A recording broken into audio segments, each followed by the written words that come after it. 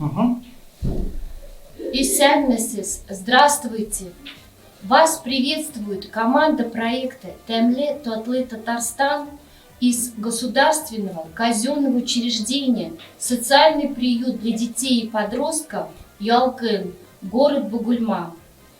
В нашем учреждении есть специализированная детская кухня, где наши воспитанники постигают азы кулинарного искусства. Мы представляем татарское национальное блюдо азу по-татарски по классическому рецепту. Одни считают, что название блюда появилось от татарского слова аздак, то есть пища. Другие склонны думать, что в переводе с персидского языка слово азу означает кусочки мяса. А некоторые исследователи предполагают, что слово азу звукоподражающее, символизирующее свист острого рубящего оружия в момент отрубания куска мяса. Как бы это ни было, азу – это вкусно. И мы расскажем вам об настоящем азу, и как оно готовится, и о самых неожиданных ингредиентах. Издревле азу по-татарски готовится в казане из чугуна. Азу является традиционным блюдом, которое пользуется популярностью во многих странах.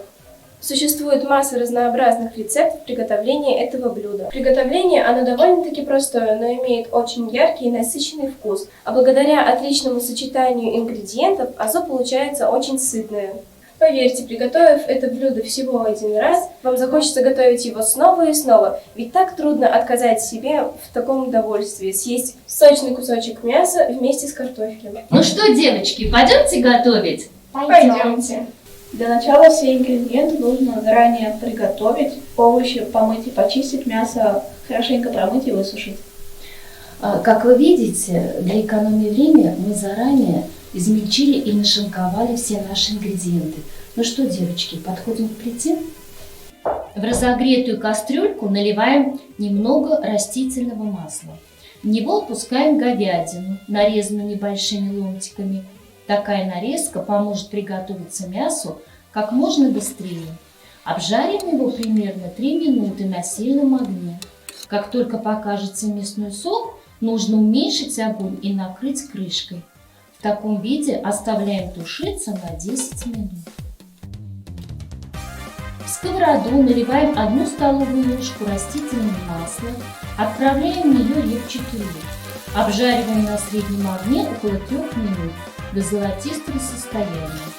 К нему же добавляем чеснок. Хорошенько все перемешав, держим еще с минут. Готовый лук с чесноком отправляем в кастрюлю с мясом и вновь накрываем крышкой.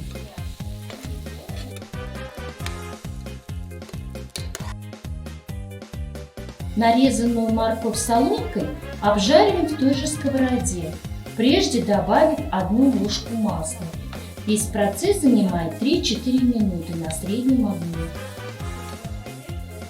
После перемешав, отправляем ее в готовящиеся уже продукты. Все перемешиваем.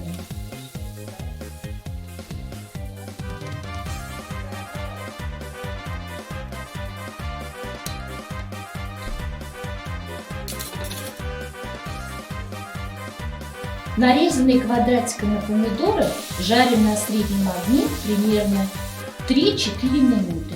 Затем добавляем к ним столовую ложку томатной пасты. В этот момент еще немного добавляем сахар, на случай, если паста немного кислит. Готовые томаты опускаем в кастрюлю, мешаем и добавляем бульон. Если нет бульона, можно добавить кипяченой воды.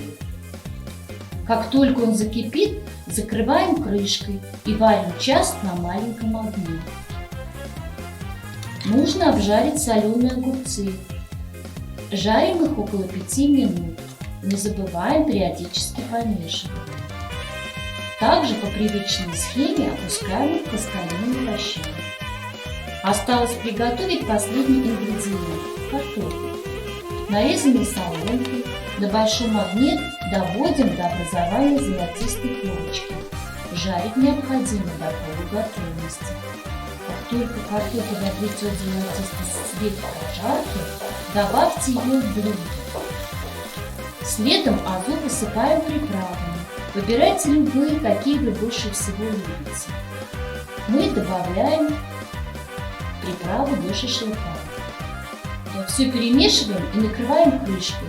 Следует оставить еще на 10 минут на слабом огне. За это время картошка дойдет до полной готовности, а само блюдо примет в себя весь аромат приправ. В жизни каждого ребенка бывает много праздников. Поэтому нам хочется, чтобы наши воспитанники сумели правильно организовать его, накрыли праздничный стол, научились готовить национальные блюда, тем самым сохраняя традиции своего народа. В дальнейшем мы надеемся, что наши воспитанники станут поварами, пекарями, кулинарами, так как эти профессии самые популярные, актуальные и востребованные в мире. Вот азу по-татарски готово. Приходите к нам в гости, у нас всегда будет есть вас чем угостить. Приглашаю вас к столу, девочки.